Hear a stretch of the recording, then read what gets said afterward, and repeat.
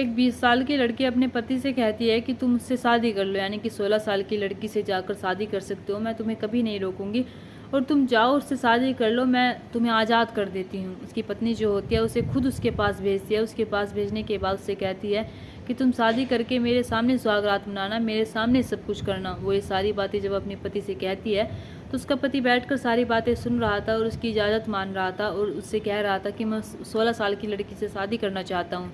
तो उसकी पत्नी जो होती है उसे इजाज़त दे देती है और कहती है कि ठीक है, तुम कर सकते हो। इनकी शादी को अभी कुछ साल ही हुए थे, कुछ साल में ही इनके बीच ऐसा क्या हो जाता है, किसकी पत्नी किसी और से शादी करने के लिए कह भी देती है और उसका पति जो होता है राज़ी भी हो जाता है।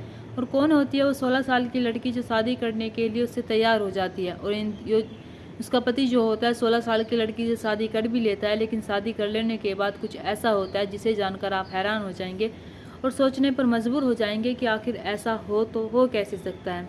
और 16 साल की लड़की जो होती है वो कैसे शादी करती है, क्यों करती है, क्या उसे पता था कि इसकी शादी हुई हुई है।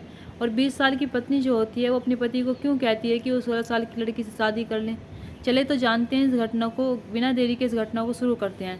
नमस्कार, आदाब, सत श्री अकाल, हर हर महादेव। मेरा नाम रूपा है और आज की घटना तेलंगाना प्रदेश का एक शहर लगता है हैदराबाद। हैदराबाद का ही एक थाना लगता है मियापुर। दरअसल इस थाने के अंतर्गत एक परिवार रहता है। उस परिवार में माँ बाप और एक बेटी रहती है, यानी कि तीनों जो होते हैं बड़े ही खुश होते हैं।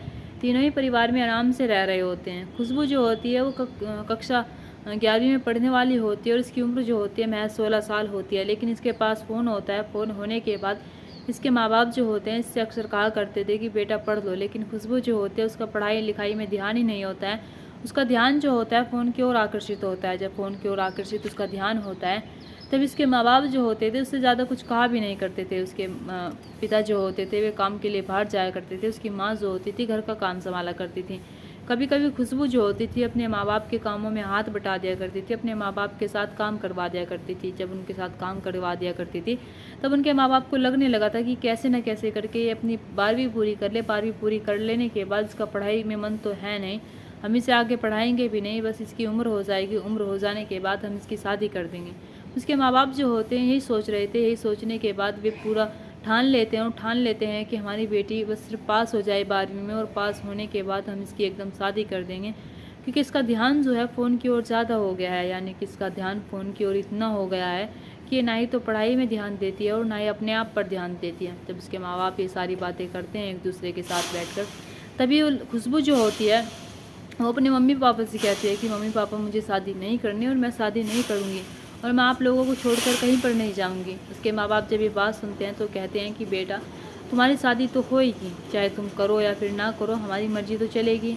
अब तुम अपनी पढ़ाई में मर्जी चला सकती हो, तुम हमारी पढ़ाई के लिए तो सुनती नहीं हो। हम कहते हैं कि बेटा पढ़ लो, लेकिन तुम तो ये सोच रही हो कि पढ़ाई में कुछ रखा ही नहीं है। तुम्हें नहीं पता कि पढ़ाई करने के बाद तुम कोई सा भी मुकाम हासिल कर सकती हो, लेकिन अभी तुम्हें ये बोझ लग रही है। और जिस दिन ये बोझ तुम्हारे सर से उतर जाएगा और सर से उतरने के बाद तुम एक गहरा जीवन जियोगी, तब तुम्हें पता चलेगा। अब तुम अपनी मम्मी को ही देख लो, तुम्हारी मम्मी जो है पूरा दिन काम करती रहती है घर में बैठकर, और काम करने के साथ साथ मैं पढ़ी लिखी होती तो अपना कुछ और भी कर सकती थी और कुछ भी चला सकती थी, अपना काम कारोबार चला सकती थी, चाहे छोटा हो चाहे मोटा हो। लेकिन ये पढ़ी लिखी नहीं है, इतनी पढ़ी लिखी नहीं है जितना पढ़ा लिखा इन्हें होना चाहिए था। यानी कि पढ़ी लिखी तो होती है लेकिन उतनी पढ़ी लिखी नहीं होती है।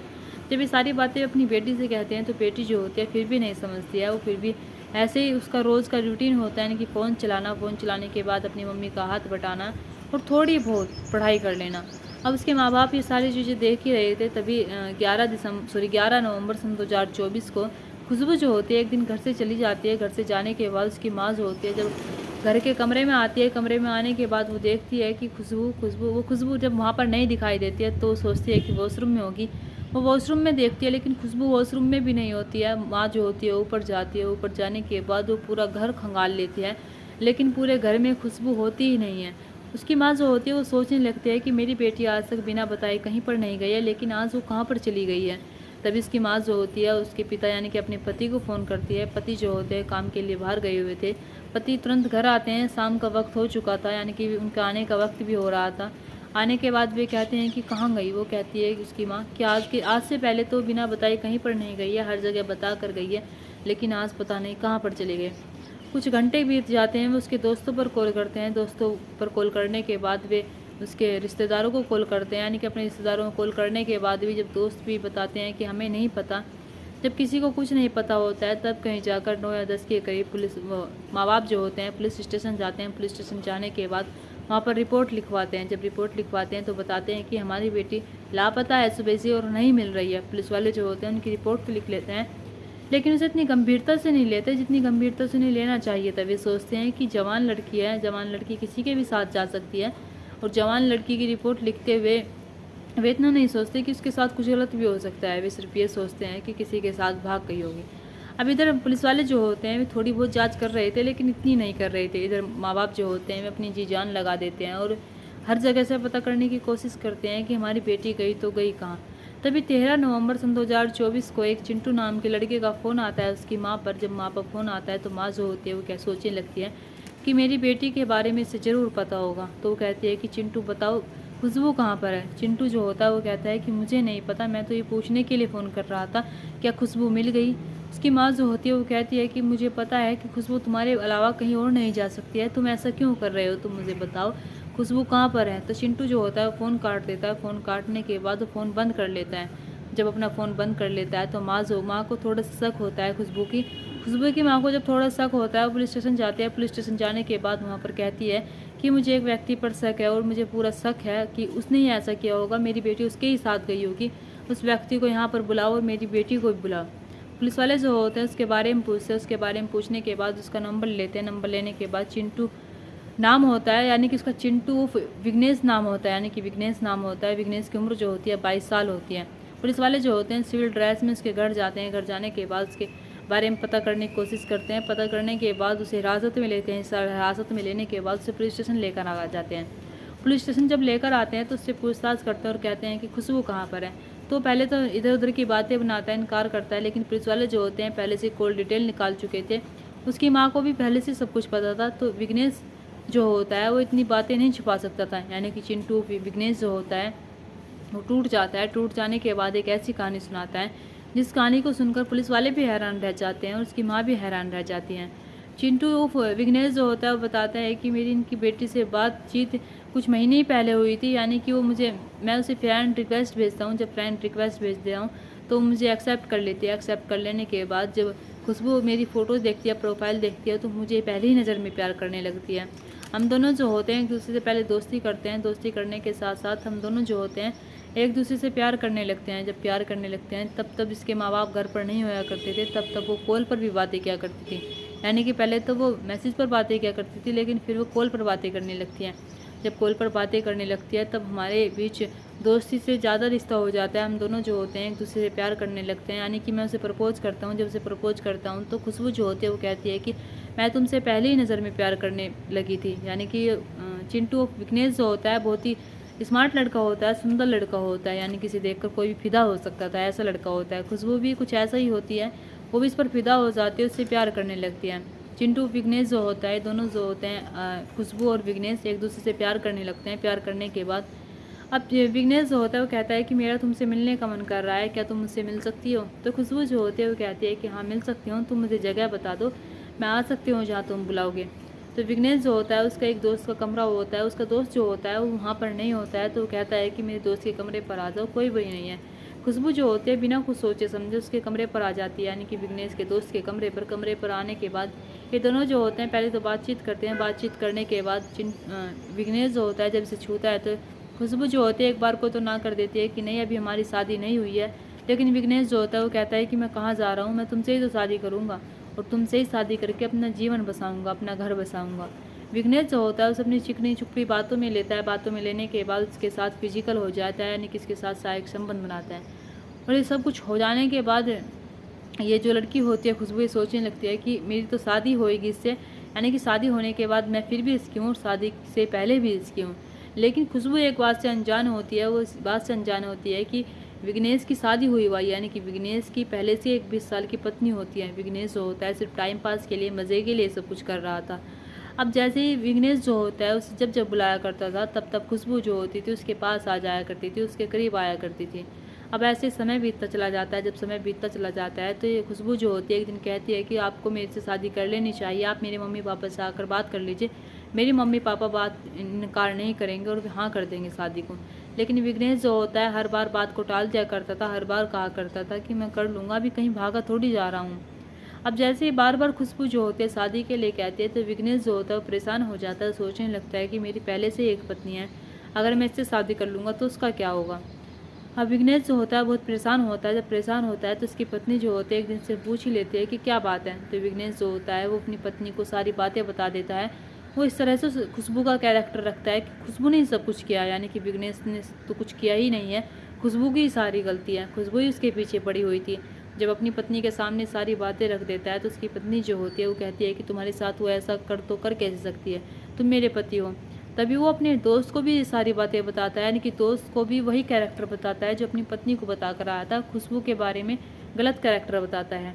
जब इन दोनों को सारी बातें बताता है तो कहता है कि मुझे इससे निकालो, मैं फंस गया हूँ। क्योंकि खुशबू जो होती है वो कहती है कि अगर तुमने मुझसे शादी नहीं करी तो मैं पुलिस केस कर दूँगी, पुलिस स्टेशन जाऊँगी, वहाँ पर जाकर कहूँगी कि तुमने मेरे साथ इतने बार फिजिकल रिलेशनशिप बनाई है, लेकिन फिजिकल रिलेशन होने के बाद भी तुम मुझसे शादी के लिए अब इनकार कर रहे हो। जब ये सारी बातें वो विघ्नेश सुनता है तब कहीं जाकर वो अपनी पत्नी और अपने दोस्त को ये बातें बताता है। तभी उसकी पत्नी और विघ्नेश की और उसके दोस्त जो होता है विघ्नेश का, वे दोनों जो होते हैं वे कहते हैं कि तुम शादी कर लो, शादी कर लेने के बाद देखते हैं कि क्या होता है। यानी कि इसकी पत्नी खुद कहती है कि तुम शादी कर लो, इससे जाकर 16 साल की लड़की से जाकर शादी कर लो। तभी विघ्नेश जो होता है वो 11 नवंबर सन 2024 को खुशबू को फ़ोन करता है और कहता है कि मैं तुमसे शादी करना चाहता हूँ, तुम आ जाओ आज। तो खुशबू जो होती है बहुत खुश हो जाती है। खुश हो जाने के बाद वो शादी करने के लिए विघ्नेश के पास पहुंच जाती है। जब विघ्नेश के पास जाती है तो विघ्नेश जो होता है उससे मंदिर में जाकर शादी कर लेता है। शादी कर लेने के बाद वो उसी कमरे पर ले जाता है जिस कमरे पर वो अक्सर मिला करते थे। खुशबू जो होती है वो कहती है कि तुम मुझे घर पर क्यों नहीं लेकर गए। तो विघ्नेश जो होता है वो कहता है कि मैं घर पर भी तुम्हें लेकर जाऊँगा, लेकिन पहले हम यहाँ पर कुछ करते हैं। तभी खुशबू और विघ्नेश जो होते हैं दोनों एक दूसरे के साथ फिर से शारीरिक संबंध बनाते हैं। शारीरिक संबंध बनाने के बाद ये खुशबू जो होती है, ये विघ्नेश खुशबू को दीवार में सरपटक कर मार देता है। जब अचानक से दीवार में सरपटक कर मार देता है तो बेहोश हो जाती है, उसके सर से खून आने लगता है। तभी उसका जो साड़ी का पल्लू होता है उससे उसका गला दबा देता है। वो गला दबाने के बाद उसकी मृत्यु हो जाती है। जब मृत्यु हो जाती है तो अपनी पत्नी को फ़ोन करता है, अपने यानी कि उसकी पत्नी वहाँ पर थी। वहाँ पर आने के बाद उसका दोस्त भी होता है, ये दोनों जो होते हैं सारी चीज़ें देख रहे थे। जब ये सारी चीज़ें देख रहे थे तभी आने के बाद इन दोनों को हेल्प ली जाती है। इन दोनों से जब हेल्प ली जाती है तो इनसे कहा जाता है कि हम अब करें तो करें क्या। तभी ये तीनों मिलकर जो होते हैं इसे खुशबू को एक झाड़ियों में फेंक कर आ जाते हैं। जब झाड़ियों में फेंक कर आ जाते हैं और सोचने लगते हैं कि अब किसी को कुछ पता नहीं चलेगा, क्योंकि मेरा तो उसके घर वालों को पता ही नहीं था। लेकिन उसकी माँ को पता था। उसकी माँ से खुशबू जो होती है वो बातें करती रहती थी चिंटू के बारे में।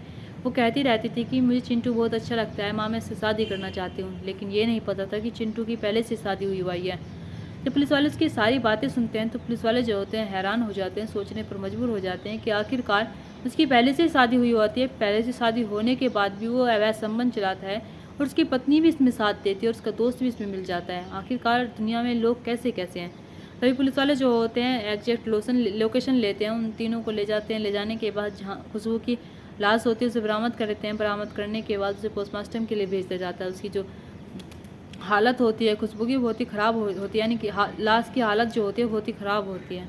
पोस्टमार्टम के लिए जब भेज दिया जाता है और जो माँ बाप को पता चलता है, यानी कि खुशबू के माँ बाप को जब पता चलता है कि उनकी बेटी अभी दुनिया में नहीं रही है तो वे जीते जी टूट जाते हैं। सोचने लगते हैं कि हमारी बेटी के साथ ये सब कुछ कैसे हो गया और हमें कैसे नहीं पता चला। हमारी बेटी बिना बताए हमें कैसे चली गई।